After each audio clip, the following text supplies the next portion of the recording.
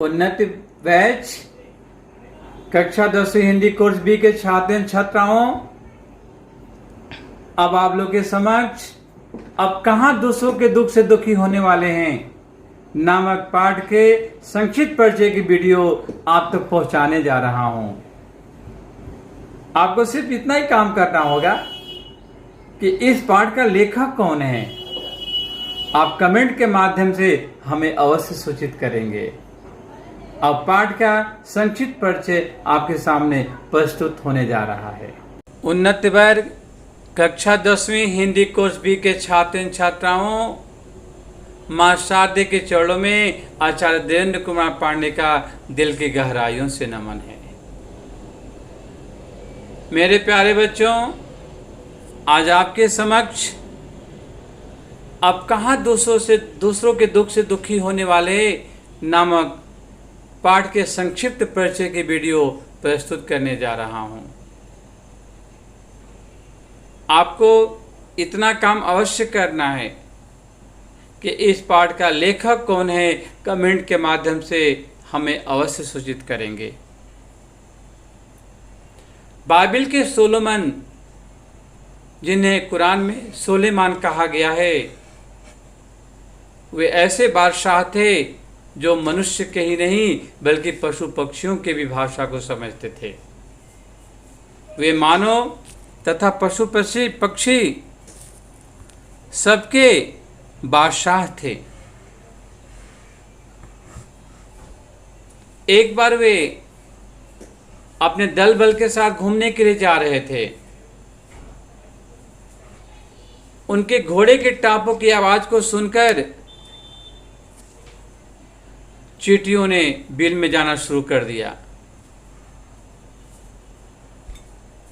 सुलेमान ने कहा कि घबराओ मत, मैं सबका रखवाला हूं।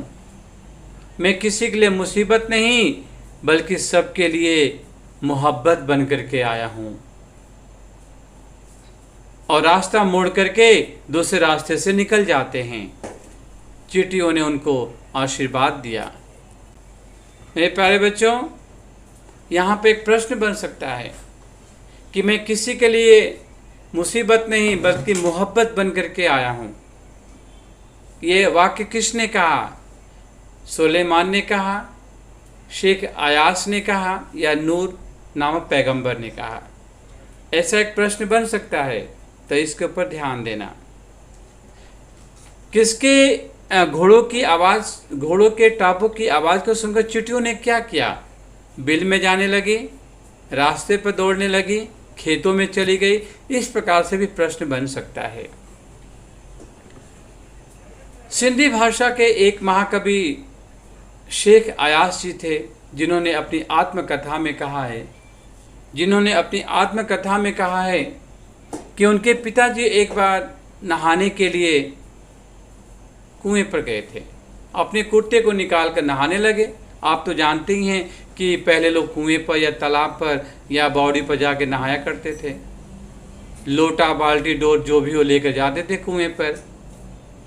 नहाकर जब घर आए तो उनकी पत्नी ने खाने के लिए थाली परोसी। पहला ही कौर उठाया था खाने के लिए कि अपने कंधे पर एक चिवटे को रेंगते हुए पाया। कौर को जो रोटी का टुकड़ा था रख देते हैं थाली में, खड़े हो जाते हैं। पत्नी ने पूछा, क्या अच्छा खाना नहीं है? तो उन्होंने कहा, भोजन तो बहुत अच्छा बना है, लेकिन मैंने एक घर वाले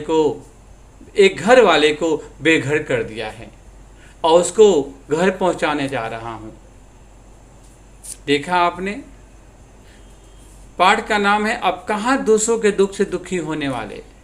पहले ऐसे नहीं थे लोग। सुलेमान चींटी के दुख दर्द को समझ जाते हैं। एक चींटे जो बेघर हो गया था उसके दुख दर्द को समझते हैं हमारे शेख अयास के पिताजी। लेकिन अब कोई दूसरों के दुख से दुखी होने वाला नजर नहीं आ रहा है निजा फाजली साहब को। इसके बाद आगे हम बढ़ते हैं कि बाइबल तथा दूसरे 5 ग्रंथों में नूह नामक पैगंबर हुए। एक बार जा रहे थे, रास्ते में उनको एक जख्मी कुत्ता मिला, खून से लथपथ था। थोड़ा सा गंदा भी रहा होगा उन्होंने। और आप जानते हैं कि इस्लाम में कुत्तों को गंदा समझा जाता है। नूह साहब ने बोल दिया, हट जा रास्ते से गंदा कुत्ता कहीं का। जानते कुत्ते ने क्या जवाब दिया? देखिए साहब, न तो आप अपनी इच्छा से इंसान बने हैं, न मैं अपने पसंद से कुत्ता बना हूं। अच्छा, यहां भी एक प्रश्न बन सकता है, न तो आप अपने इच्छा से इंसान बने हैं, न मैं अपने पसंद से कुत्ता बना हूं। यह किसने कहा? कुत्ते ने, बिल्ली ने, आदमी ने, सोलोमन ने? किसने कहा? यह प्रश्न बन सकता है, ध्यान देना। जब कुत्ते की बात को नूह साहब ने सुना तो उनको अपनी गलती का एहसास हुआ। रात भर रोते रहे कि मैंने एक कुत्ते को अपशब्द बोल करके उसकी आत्मा को दुखी कर दिया। लेकिन आज निजाफ हाजी साहब कहते हैं कि आज दूसरों के दुख से दुखी होने वाले कौन हैं?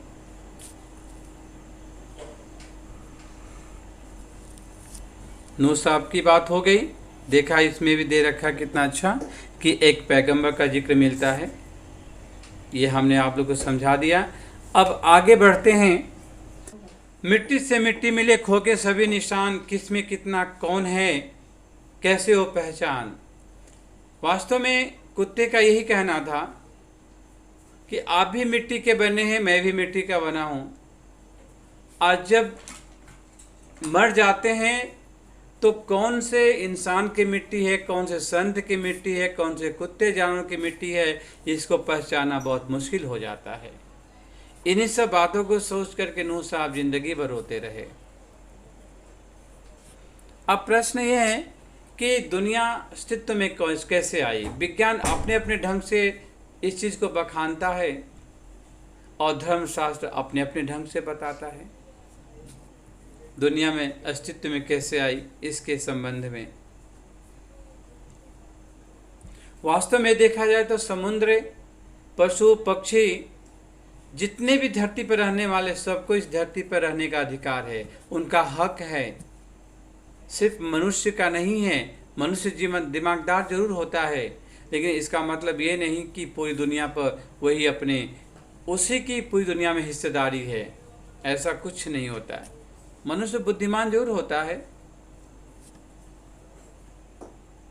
पहले संसार एक जैसा था, एक साथ रहते थे, मिलजुल के रहते थे। लेकिन जब जनसंख्या बढ़ी तो सभी टुकड़ों में बंटने लगे। ऐसे टुकड़ों में बटे कि रहने के लिए उनको जगह नहीं मिली। डिब्बे जैसे मकान में लोग रहने लगे, फ्लैट्स में रहने लगे, जो चारों तरफ से बंद रहता था।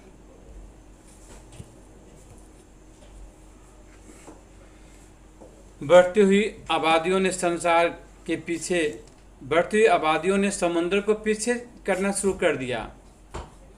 ये बिल्डरों का काम था, जिन्होंने जंगल को काटना शुरू कर दिया। वास्तव में देखा जाए तो समुद्र की लहरों को दौड़ने के लिए जगह चाहिए होता है, उनमें स्वतंत्रता चाहिए, बाधा नहीं पड़नी चाहिए। लेकिन इंसान बुद्धिमान होने के कारण अपने बुद्धि का इस्तेमाल किया और प्रकृति के साथ छेड़खानी शुरू कर दी। समुद्र को जंगल को काटना शुरू कर दिया और उसके पास जाकर घनी बस्तियां बसाने लगे, बिल्डिंग बनाने लगे।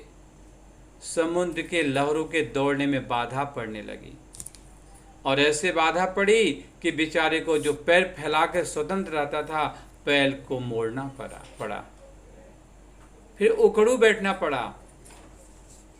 और जिस दिन वो खड़ा हुआ तो उसके शब्द की सीमा की बांध टूट गई और उसका नतीजा ये निकला कि समुद्र को पर दौड़ती हुई 3 जहाज़ों को 3 दिशाओं में उठा करके फेंक दिया। जानते हैं, बार्ली के समुद्र के किनारे एक जहाज को उठा के फेंक दिया, बांद्रा में कार्टन रोड पर एक जहाज को उठा के फेंक दिया, और गेट ऑफ इंडिया पर उठा के फेंक दिया। लोग मंदिरों मस्जिदों में जाकर अपने परिवार की सलामती के लिए दुआएं करने लगे।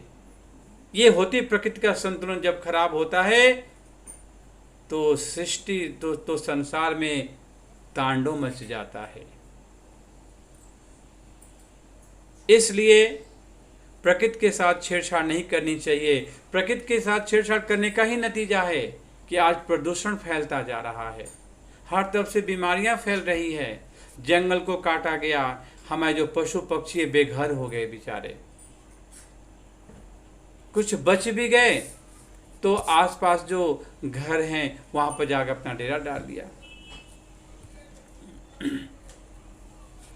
अब लेखक की बात मैं बता रहा हूं कि ग्वालियर में रहता था लेखक, बहुत बड़ी दलान थी, वहां पर रोशनदान थे दो, जहां पर कबूतरों ने अपना घोंसला बना रखा था।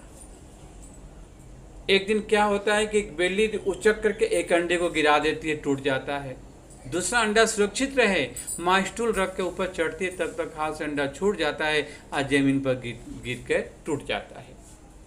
माँ को बहुत दुख होता है, दिन भर रोती हैं, रोजा रखती हैं, प्रायश्चित करती हैं, लेकिन आज पशु पक्षियों के लिए न तो सोलेमन है चींटियों के दुख दर्द को समझने वाले, न तो सिंधी भाषा के महाकवि शेख अयाज जी हैं जो चींटे के दुख दर्द को समझें, और न तो नूह नामक पैगंबर साहब हैं जो जख्मी कुत्ते के दुख दर्द को समझ सके, और न तो आज लेखक की माँ हैं जो कबूतर के दुख दर्द को समझ सके। लेखक की माँ कहती थी अपने बेटे से कि बेटा शाम के वक्त पेड़ पौधों से पत्तियां नहीं तोड़नी चाहिए क्योंकि वे सो रहे होते हैं। दिया बत्ती के समय पुष्प को नहीं तोड़ना चाहिए, नहीं तो बद्दुआ देते हैं। किसी दरिया के पास जाओ तो सलाम करो, प्रसन्न होते हैं, आशीर्वाद देते हैं।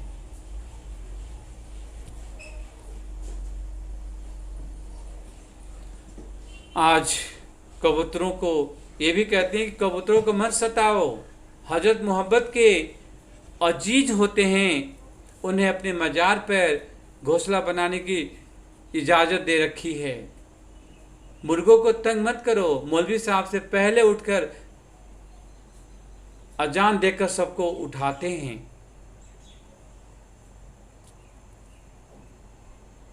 सबकी पूजा एक से अलग अलग है रीत, मस्जिद जाए मौलवी कोयल गाए गीत। लेखक कहता है कि सबकी पूजा एक सी, भले अलग अलग तरीका है, अलग अलग रीत रिवाज है पूजा करने की, लेकिन एक ही परम पिता परमेश्वर के लोग पूजा करते हैं। मौलवी भले मस्जिद जाता है, पुजारी भले मंदिर जाता है, कोयल भले ही गीत गाती है, लेकिन वास्तव में सबका मुख्य मकसद होता है अपने परम पिता परमेश्वर को के चरणों में समर्पित होना, और वह परम पिता परमेश्वर एक ही होता है। थोड़ा आगे हो जाओ, आवाज रिकॉर्ड कैसे होगी? ग्वालियर में लेखक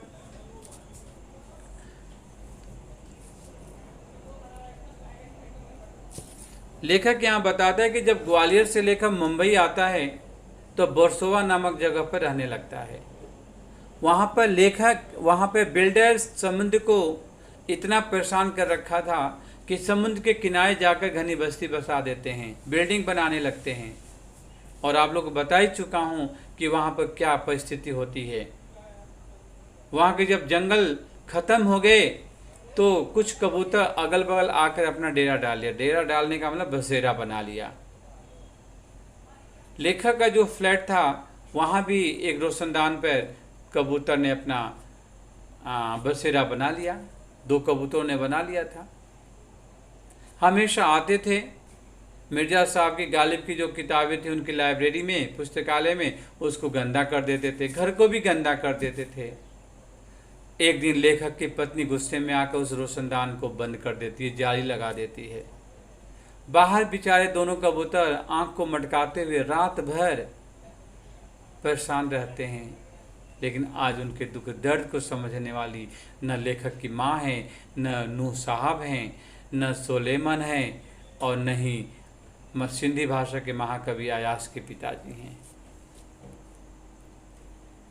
नदियाँ सींचे खेत को, तोता कुतरे आम, सूरज ठेकेदार सा सबको बांटे काम।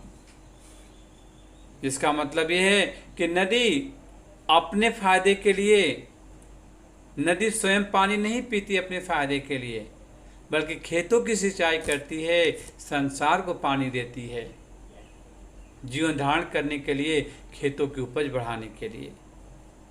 तोता आम को कुतर देता है, अंत में इंसान ही उसका फायदा उठाता है। तोता कुतर के वहां से निकल जाता है। सूरज तो ठेकेदार ही बना हुआ है दुनिया को गर्मी देने के लिए, ताप देने के लिए। सबका अलग अलग काम है प्रकृति का, इसलिए हमें प्रकृति के साथ छेड़छाड़ नहीं करनी चाहिए।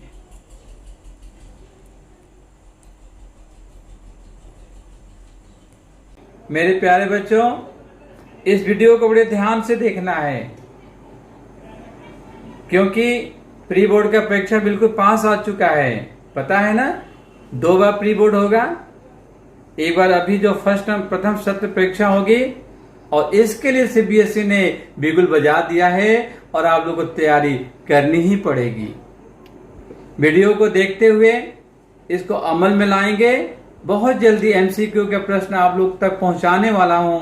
इस वीडियो को देखने के लिए बहुत बहुत धन्यवाद।